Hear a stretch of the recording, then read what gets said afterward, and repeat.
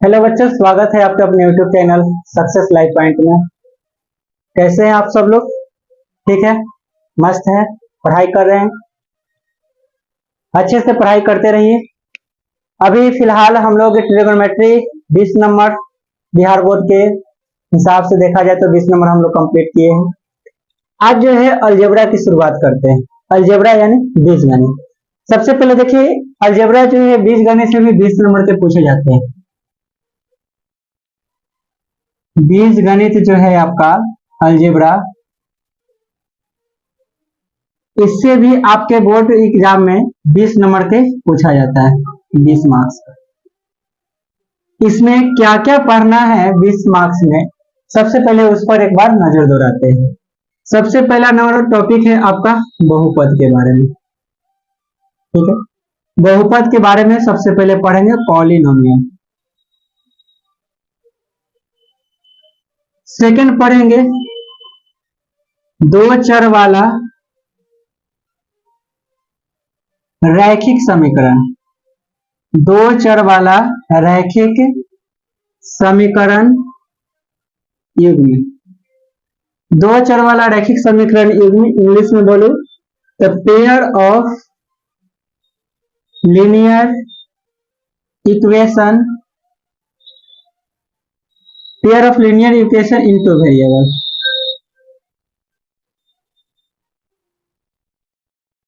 Pair of linear equation into variable. Third topic है आपका द्विघात समीकरण। द्विघात समीकरण, क्वाड्रेटिक इक्वेशन। Quadratic equation. और एक और टॉपिक है इसमें समांतर श्रेणी। समांतर श्रेणी जिसको हम लोग बोलते हैं arithmetic. Arithmetic progression. Arithmetic progression.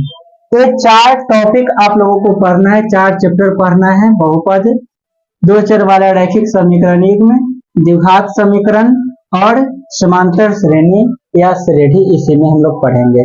ठीक है,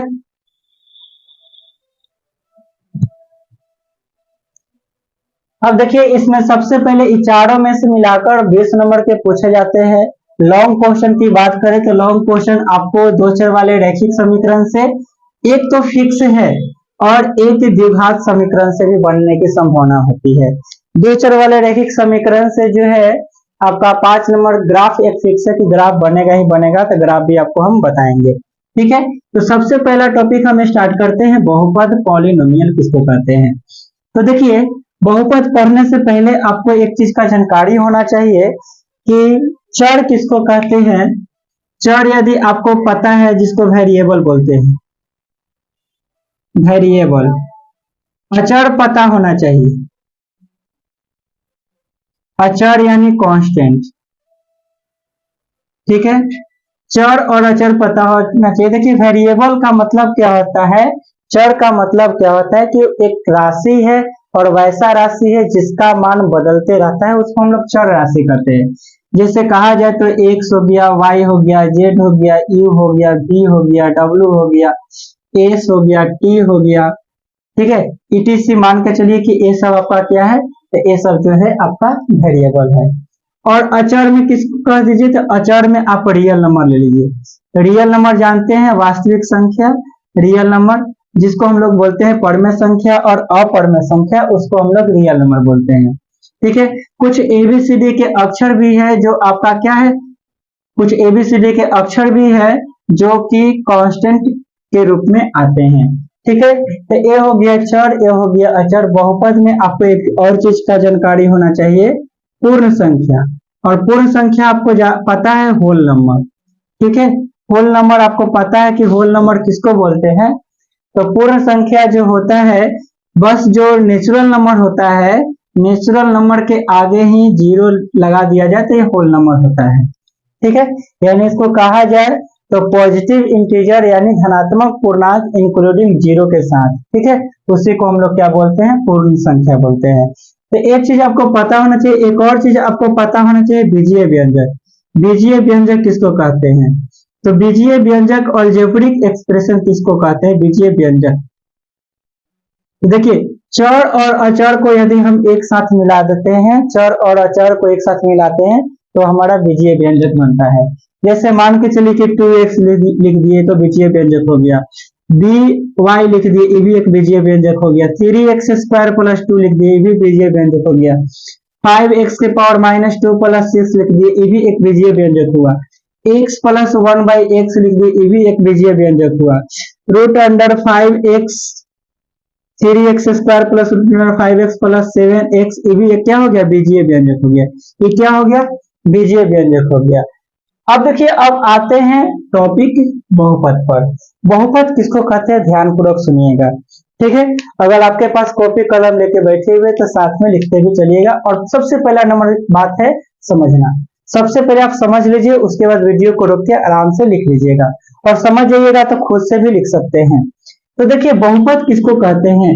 तो बहुपद कहेंगे कि ऐसा बीजीय व्यंजक, कैसा?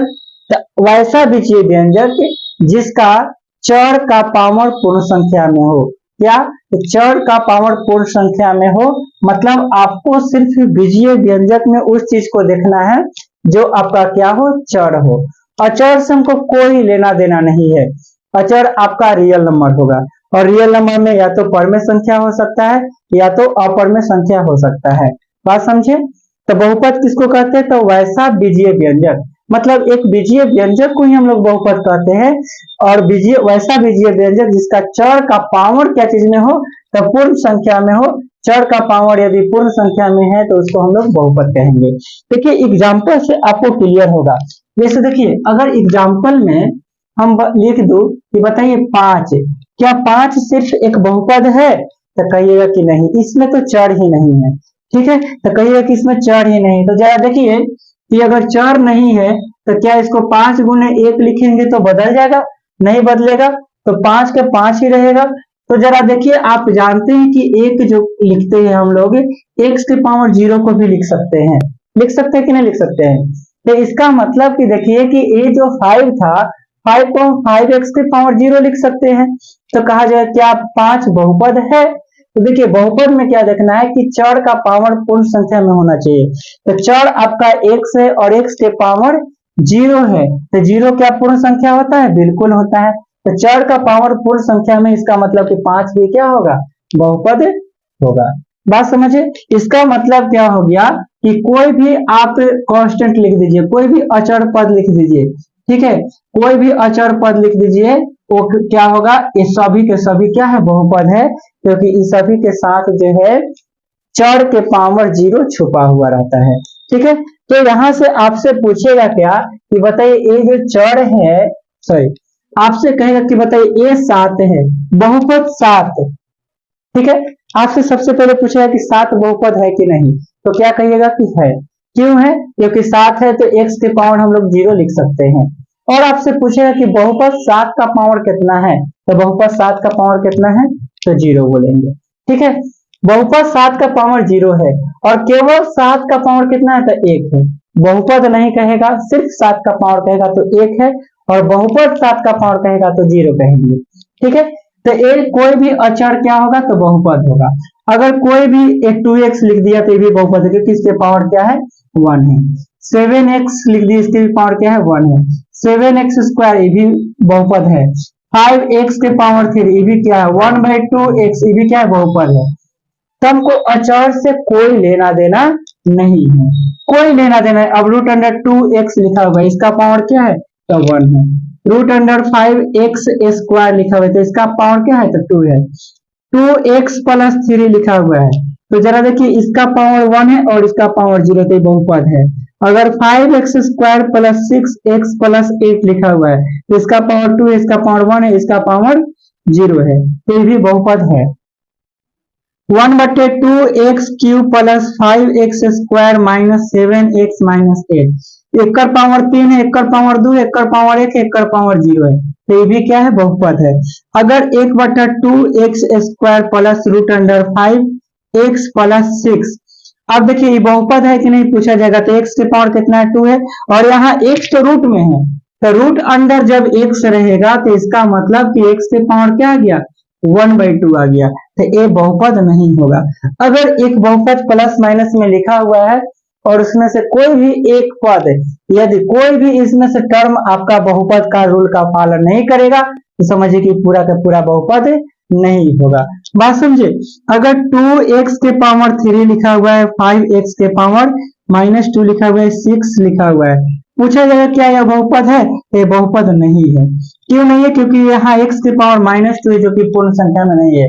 अब किसी बच्चे का सवाल उठेगा कि सर यहाँ पर आपने कहा था कि ये बीजीय व्यंजक है, तो हम तो बोले थे कि यह बीजीय व्यंजक है, ये तो नहीं बोले थे कि ये बहुपद है। इसीलिए तो इसका डिफिनेशन, बहुपद का डिफिनेशन हमने बोला कि ऐसा बीजीय व्यंजक जिसका चर के पावर सिर्फ और सिर्फ पूर्ण संख्या में होना चाहिए, वैसा बीजीय व्यंजक जिसका चर का पावर क्या होना चाहिए, मतलब कि हम बहुपद जितने भी बहुपद होगा वो सारे के सारे बीजीय व्यंजक होगा, लेकिन सारे बीजीय व्यंजक को हम बहुपद नहीं कर सकते हैं, सिर्फ वैसे बीजीय व्यंजक को बहुपद कर सकते हैं जिसका चर का पावर क्या होना चाहिए, पूर्ण संख्या में होना चाहिए। चर का पावर यदि पूर्ण संख्या में है उसी को हम बहुपद कहेंगे। ठीक है। अब देखिए आप अगर नेक्स्ट पूछेगा कि बताइए कि एक्स स्क्वायर प्लस 1/x क्या यह बहुपद है, तो कहेंगे कि नो सर ये बहुपद नहीं है। तो ये जो x है हर में भी नहीं होना चाहिए। किस में नहीं होना चाहिए? हर में, क्योंकि जब ये ऊपर जाएगा तो x के पावर -1 हो जाएगा। अब आपसे कहेगा कि बताइए कि x के पावर 5 प्लस 2/x के पावर -2 प्लस 3 क्या यह बहुपद है? तो कहिएगा कि यस सर ये बहुपद है, क्योंकि x के पावर 5 और नीचे है तो ऊपर जाएगा तो प्लस में हो जाएगा इसका पावर 3, ये क्या हो जाएगा? बहुपद हो जाएगा। ठीक है। तो आपको बहुपद समझ में आया। सबसे पहला नंबर आपको याद क्या रखना है, आपको चर से मतलब है, अचर से कुछ मतलब नहीं है। जो अचर है, अचर आपका कुछ में भी हो सकता है, प्लस में हो सकता है, माइनस में हो सकता है, रूट में हो सकता है, दशमलव में हो सकता है, बटा में हो सकता है, कुछ में होगा अचर, लेकिन चर का पावर सिर्फ और सिर्फ पूर्ण संख्या में होना चाहिए। और क्या क्या में नहीं होना चाहिए? तो रूट के अंदर नहीं होना चाहिए, डिनोमिनेटर में नहीं होना चाहिए, मतलब हर में नहीं होना चाहिए, पावर माइनस में नहीं होना चाहिए, तब जाके उसको हम क्या कहेंगे? बहुपद कहेंगे। कोई दिक्कत है? चलिए, तो इसको आप लोग नोट भी कर सकते हैं कि कौन कौन बहुपद है, कौन कौन बहुपद नहीं है। ठीक है। चलिए, ये तो आप समझ गए बहुपद। अब देखिए बहुपद का प्रकार। ठीक है। बहुपद का प्रकार किसको कहते हैं? ठीक है। अगर आपको नोट करना है तो नोट करना होगा तो क्या कीजिएगा कि आप टेलीग्राम पर जुड़ जाइएगा। टेलीग्राम का लिंक जो है इसका डिस्क्रिप्शन में दिया गया है, और उस पर टेलीग्राम पर जो है इसका हम PDF भेज देंगे, वहां से आप नोट कर सकते हैं या आप हम जो बोल रहे हैं उसको सुन के लिख सकते हैं। ठीक है। तो देखिए बहुपद के प्रकार। बहुपद दो तरह से बन सकता है। एक तो पद के अनुसार, तीन जो है, तीन नहीं 4 कह सकते हैं, 4 पद के अनुसार बहुपद के प्रकार जो होता है 4 पद के अनुसार होते हैं, और 3 घात के अनुसार, घात के अनुसार, घात के अनुसार, according to term, according to term, और according to power, according to power. देखिए कौन कौन? पहला एक पदी बहुपद, एक पदी बहुपद, इसको हम लोग इंग्लिश में मोनोनोमियल बोलते हैं, मोनोनोमियल। द्विपदी बहुपद, द्विपदी बहुपद, इसको बायनोमियल बोलते हैं, बायनोमियल। और एक त्रिपदी, त्रिपदी बहुपद, इसको ट्राइनोमियल बोलते हैं, ट्राइनोमियल, ट्राइनोमियल बोलते हैं। तो देखिए एक पदी बहुपद किसको कहते हैं? तो एक पदी बहुपद वैसा बहुपद जिसमें पदों की अधिकतम संख्या 1 हो, एक पदी बहुपद कहलाता है। इसका एग्जाम्पल जो है हम इधर लिख देते हैं। जैसे अगर केवल 7 लिखा हुआ है तो एक पदी बहुपद है। 2x लिखा हुआ है, ये भी एक पदी बहुपद है। 5x स्क्वायर लिखा हुआ है, एक पदी बहुपद है। 1/3x के पावर 3 लिखा हुआ है, ये भी एक पदी बहुपद है। 5x के पावर 25 लिखा हुआ है, ये भी क्या एक पदी। ये सब जो लिखा हुआ है एक पद में लिखा हुआ है, उसको एक पदी बहुपद कहेंगे। वैसा बहुपद जिसका पदों की संख्या एक हो, उसे एक पदी बहुपद कहेंगे। द्विपदी बहुपद किसको कहेंगे? तो वैसा बहुपद जिसमें पदों की संख्या 2 हो, जैसे 2x + 2 है, 3x - 5 है, 1/2x + 6 है, ठीक है, 2x² - 7 है, 5x³ - 8 है, etc। ये सब क्या है? इसमें देखिए दो पद है, इसमें क्या है? दो पद इसमें है, दो पद इसमें, दो पद इसमें, दो पद इसमें, दो पद इसमें, ठीक है। त्रिपदी बहुपद आप लोग समझ गए होंगे कि नाम से ही पता चला कि इसमें कितने पद होंगे? 3 पद। 2x² + 5x + 6, 3x³ - 8x + 5, ठीक है। 2x² - 2x + -5 कुछ भी लिख सकते हैं, लेकिन पद की संख्या कितना होना चाहिए? पद की संख्या 3 होना चाहिए, तब जाके यह त्रिपदी बहुपद कहलाएगा। अच्छा बताइए, आपको एक पदी, द्विपदी और त्रिपदी बहुपद में तो कोई दिक्कत नहीं है।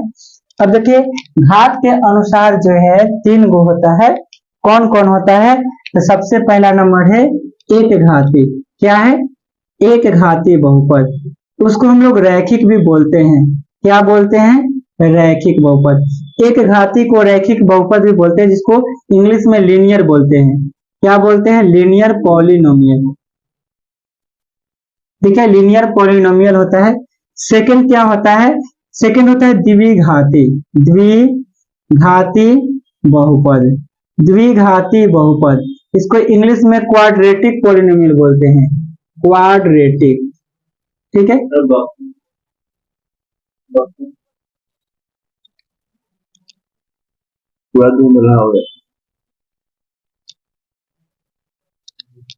ठीक है, क्वाड्रेटिक पॉलिनोमियल बोलते हैं। थर्ड में त्रिघाती, त्रिघाती बहुपद, जिसको हम लोग क्यूबिक पॉलिनोमियल बोलते हैं। क्यूबिक पॉलिनोमियल बोलते हैं। तो आपको मोनोनोमियल, बायनोमियल, ट्राइनोमियल समझ में आ गया। अब हम लोग देखते हैं कि एक घाती किसको कहते हैं, द्विघाती किसको कहते हैं, त्रिघाती किसको कहते हैं, ठीक है, ठीक है। तो इसको मिटा दे, आप लोग नोट कर लीजिए।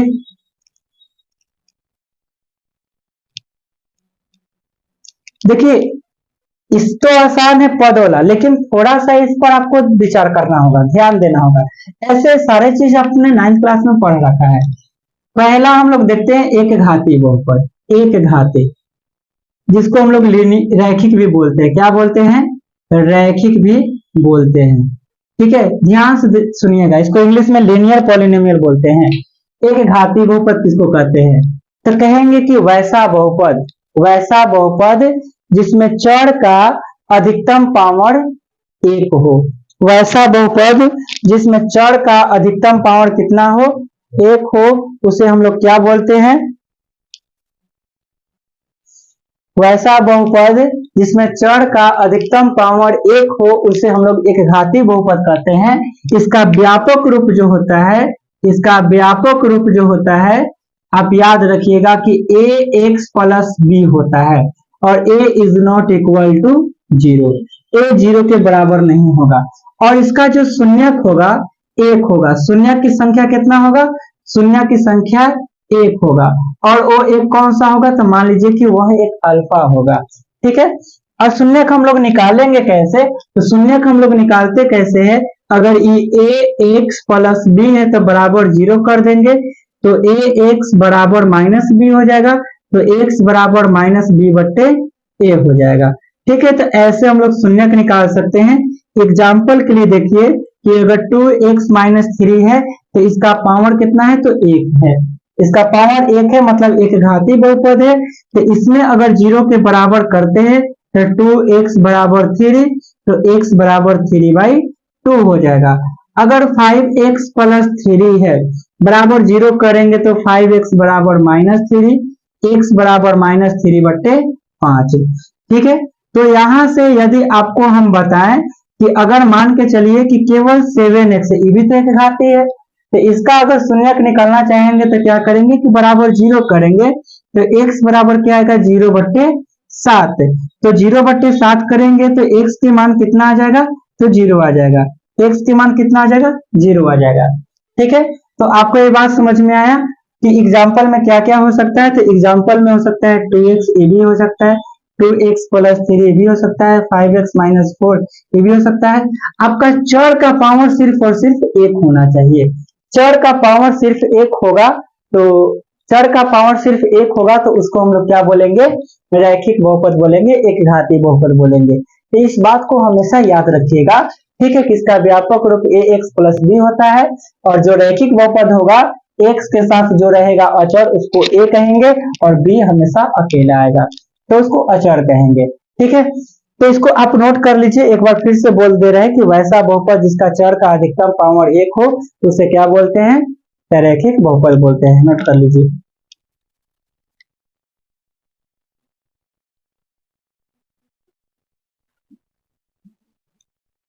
चलिए अब आते हैं द्विघात बहुपद पर।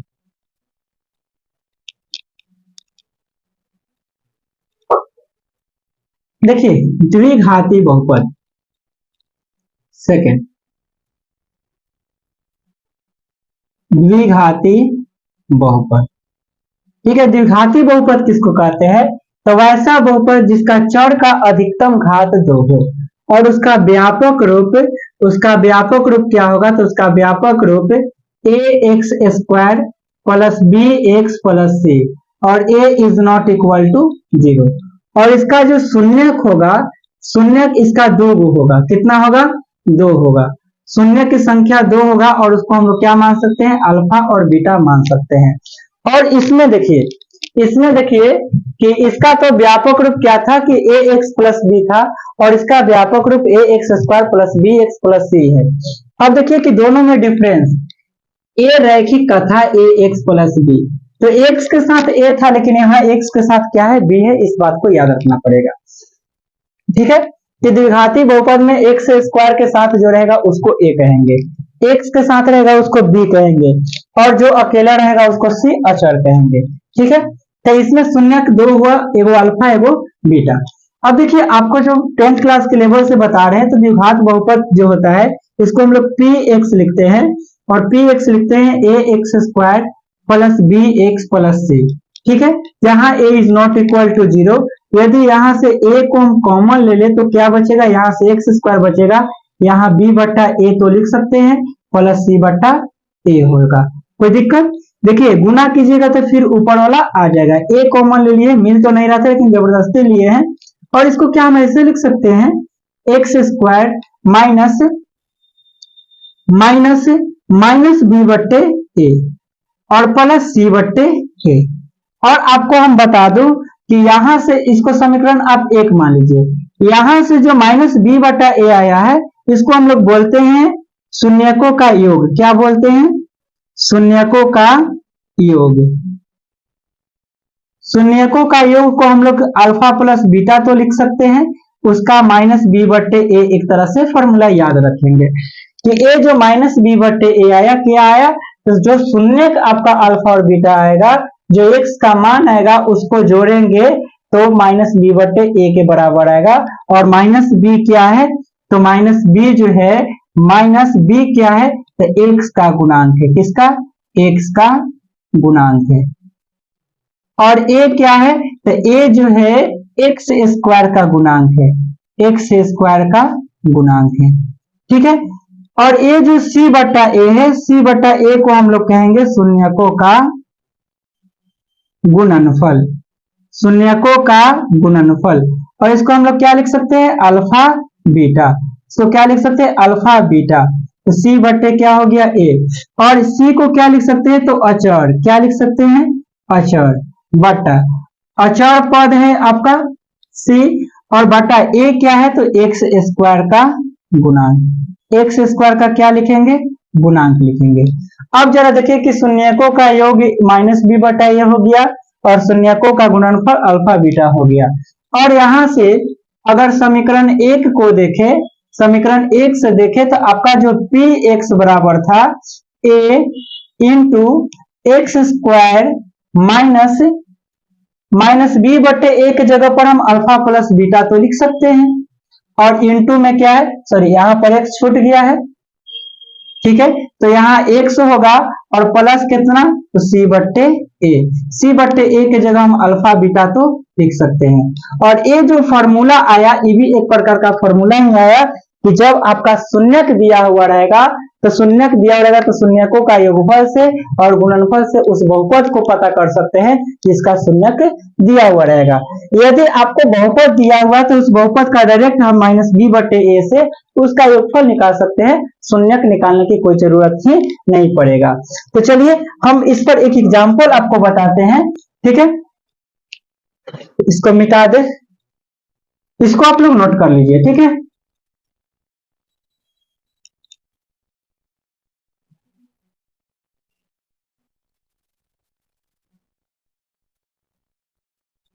नोट कर लिए, चलिए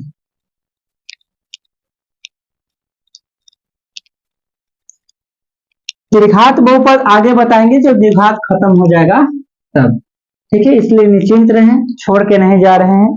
आपको अभी हम क्या सिखा दिए द्विघात बहुपद में, तो द्विघात बहुपद में आपको हमने सिखा दिया कि अगर पी एक्स आपका A X square plus B X plus C रहेगा और A is not equal to 0 रहेगा तो अल्फा प्लस बीटा का मान जो होगा माइनस बी बट्टे ए होगा, और अल्फा बीटा का मान जो होगा सी बट्टे ए, यानी शून्यकों का योगफल माइनस बी बट्टे ए, शून्यकों का गुणनफल सी बट्टे ए, ठीक है। और इससे बहुपद पी एक्स का फॉर्मूला आपको हमने बताया A into X square minus alpha plus beta into X plus alpha beta, ठीक है। तो ये जो आपका फॉर्मूला आया, देखो हम इस सब पर एक एक क्वेश्चन बताएंगे तो आपको क्लियर होगा। पहला नंबर क्वेश्चन आपसे तो पूछेगा, पहला नंबर क्वेश्चन आपसे क्या पूछेगा, तो आपसे कहेगा कि ये जो एक बहुपद हम लिख रहे हैं x square plus 5x plus 6, कहेगा कि इसका शून्यकों तथा गुणांकों के बीच संबंध स्थापित करें। कहेगा कि ये आपका द्विघात बहुपद है, ये द्विघात बहुपद के शून्यकों तथा गुणांकों के बीच संबंध स्थापित करें। तो देखिए कैसे निकालेंगे, तो सबसे पहले इसका हम लोग गुणनखंड करेंगे। तो एक्स स्क्वायर प्लस 6 है तो 6 को तोड़ेंगे तो 3x प्लस 2x में तोड़ेंगे बराबर कितना होगा 6। कॉमन लेंगे तो x प्लस 3 आ जाएगा, 2 कॉमन लेंगे तो x प्लस 3 आ जाएगा, इसको क्या लिख सकते हैं x plus 3 into X plus 2। तो यहां से जब हमको शून्यक निकालना होगा तो x प्लस 3 बराबर 0 करेंगे तो x बराबर 1 आ जाएगा -3, और x प्लस 2 बराबर 0 करेंगे तो x बराबर क्या आ जाएगा -2, ठीक है। तो एक x का मान -3 आ गया, मतलब इसको एक अल्फा मान लेते हैं और एक ओके बीटा मान लेते हैं -2। अब देखिए शून्यकों तथा गुणांकों के बीच संबंध स्थापित करने के लिए कहेगा तो कैसे करेंगे, तो यहां सबसे पहले क्या करेंगे, शून्यकों का योगफल निकालेंगे। क्या निकालेंगे, शून्यकों का योगफल। तो शून्यकों का योगफल निकालेंगे तो शून्यक हमारा क्या आया -3 और प्लस -2, तो कितना आ जाएगा -5। और अल्फा प्लस बीटा बराबर फॉर्मूला क्या होता है -b बटे ए। तो ए जो आपका द्विघात बहुपद दिया गया है तो इसमें a बराबर कितना है, तो कुछ नहीं तो 1 है, और b का मान कितना दिया हुआ है तो 5 है, और c की जगह क्या है तो 6 है। तो यहां से -b बटे ए यदि हम निकालते हैं तो -b का वैल्यू कितना है 5 है, बटा कितना 1, तो यानी कितना आया 5। शून्य को जोड़े फिर भी 5 आया, अब गुणांक से निकाले फिर भी क्या आया तो -5 ही आया। तो इसी को कहते हैं शून्यकों तथा गुणांकों के बीच संबंध स्थापित करें। और शून्यकों का गुणनफल, शून्यकों का गुणनफल, शून्यकों का गुणनफल यदि करेंगे तो -3 को और -2 को गुणा करेंगे तो +6 आएगा। और अब फॉर्मूला से चलेंगे अल्फा बीटा बराबर c बटे ए, तो c का मान कितना है 6 बटा में 1 यानी 6। इसी को बोलते हैं शून्यकों तथा गुणांकों के बीच संबंध स्थापित करना।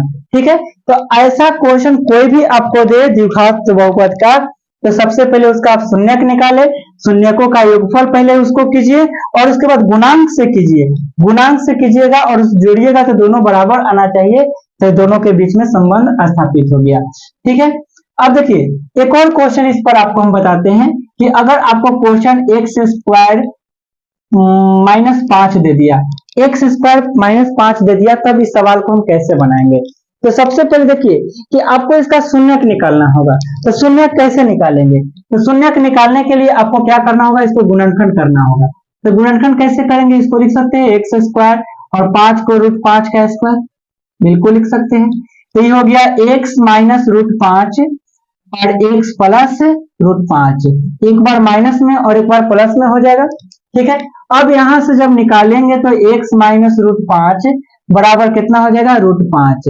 ठीक है, और एक और अगर निकालेंगे, ये बराबर 0 यदि करते हैं, बराबर 0 करते हैं तो x बराबर कितना आ जाएगा, √5, और x प्लस √5 बराबर 0 यदि करते हैं तो x बराबर कितना आ जाएगा, माइनस का √5। तो यहां से x अल्फा का मान एगो मान लीजिए कि √5 हो गया और बीटा का मान लीजिए कि √-5 हो गया। ठीक है, तो यहां से फिर हम यही तरीका अपनाएंगे, शून्यकों का योगफल और शून्यकों का गुणनफल। तो यहां से पता कीजिए a का मान आपका कितना है, तो a का मान आपका 1 है, b का मान कितना है, तो b किसको कहते हैं, जिसके साथ x होता है, तो इसमें तो x वाला टर्म ही नहीं है, तो 0 हो जाएगा, और c बराबर कितना है, तो -5 हो जाएगा। ठीक है, तो शून्यकों का योगफल निकालेंगे, तो शून्यकों का योगफल, शून्यकों का योगफल निकालेंगे तो क्या करेंगे, √5 को और प्लस माइनस √5 को जोड़ेंगे तो कितना आएगा, तो 0 आएगा, और फॉर्मूला से चलेंगे तो अल्फा प्लस बीटा बराबर -b/a, माइनस b का मान तो 0 है, a का मान 1, यानी कितना आएगा, 0। तो इसी को बोलते हैं शून्यकों तथा गुणांकों के बीच संबंध स्थापित करना। ठीक है, और शून्यकों का गुणनफल, शून्यकों का गुणनफल, शून्यकों का गुणनफल कहेगा तो गुना कर दीजिए √5 को गुना माइनस √5 को, तो कितना आ जाएगा, -5। तो शून्यकों का गुणनफल अल्फा बीटा बराबर c/a आ जाएगा, और c का मान -5 है, a का मान 1, यानी -5, दोनों के बीच गुणांकों के बीच संबंध भी स्थापित हो गया। अगर क्वेश्चन आपको इस प्रकार से दे दे 2x² -7, तब क्या कीजिएगा, फिर भी कोई दिक्कत नहीं है, x क्या करेंगे, यहां से अगर बराबर यही 0 कर देते हैं तो उससे कोई दिक्कत नहीं होगा, 2x² बराबर 7 हो जाएगा, तो x² बराबर 7/2 हो जाएगा, तो x बराबर √7/2 हो जाएगा। तो यहाँ से x बराबर एगो प्लस में हो जाएगा, एगो माइनस में हो जाएगा, √7/2। तो अल्फा एगो अल्फा ले लेंगे प्लस में 7/2, एगो बीटा ले लेंगे माइनस √7/2। तो आप इस तरह से सवाल कर सकते हैं। अगर आपको क्वेश्चन सिर्फ ऐसे दे दे कि 4x² प्लस 8x, तब क्या कीजिएगा, तब क्या करेंगे, सो देखिए यहां से कॉमन क्या आ रहा है, तो 4x कॉमन आएगा, तो 4x कॉमन आएगा तो क्या बचेगा, x + 2 बचेगा, बचेगा ना, 4 दूनी 8। तो यहां से क्या करेंगे कि अब ये 4x की एक बार बराबर 0 कर लेंगे तो x बराबर 0 आ जाएगा, और एक क्या करेंगे कि x + 2 बराबर 0 कर लेंगे तो x बराबर क्या आएगा, -2 आ जाएगा। तो एगो इसमें अल्फा 0 हो गया, बीटा बराबर -2 हो गया, तो अब आप इसके बीच शून्यकों तथा गुणांकों के संबंध स्थापित कर सकते हैं। ठीक है, तो इतना बात आपको समझ में आया होगा, तो इसको आप पहले नोट कीजिए। ठीक है, तो उसके बाद आगे हम बताते हैं।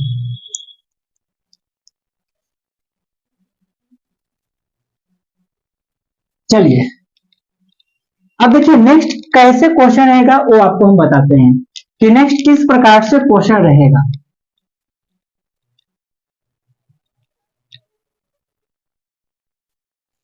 देखिए नेक्स्ट किस प्रकार से क्वेश्चन रहेगा, कहेगा कि यदि किसी बहुपद का शून्यक -3 और 4 है तो बहुपद क्या होगा, बहुपद क्या होगा। क्वेश्चन क्या है कि यदि किसी बहुपद का शून्यक जो है -3 और 4 है तो बहुपद क्या होगा। शून्यक क्या दिया, -3, यानी अल्फा बराबर -3 और बीटा बराबर 4। ठीक है, अल्फा -3 है, मतलब कोई ऐसा एक बहुपद होगा जिसका पहले ही शून्य दे दिया कि -3 और 4 है, तो वह कौन सा बहुपद होगा? तो मान लीजिए कि वो बहुपद px है। ठीक है, बहुपद क्या है? px है। तो यहां से क्या करेंगे कि बहुपद जब px है तो पहले अल्फा प्लस बीटा निकालेंगे। बहुपद निकालने के लिए सबसे पहले क्या निकालते हैं? अल्फा प्लस बीटा और अल्फा बीटा, यानी अल्फा प्लस बीटा यानी -3 प्लस 4 करेंगे तो 1 आएगा, और अल्फा बीटा करेंगे तो -3 गुने 4 करेंगे तो -12 आएगा। और पी एक्स बराबर फॉर्मूला क्या था? A into X square minus alpha plus beta into X plus alpha beta. तो a into X square minus alpha plus beta का मान कितना? 1 into X plus alpha beta के मान कितना? तो -12।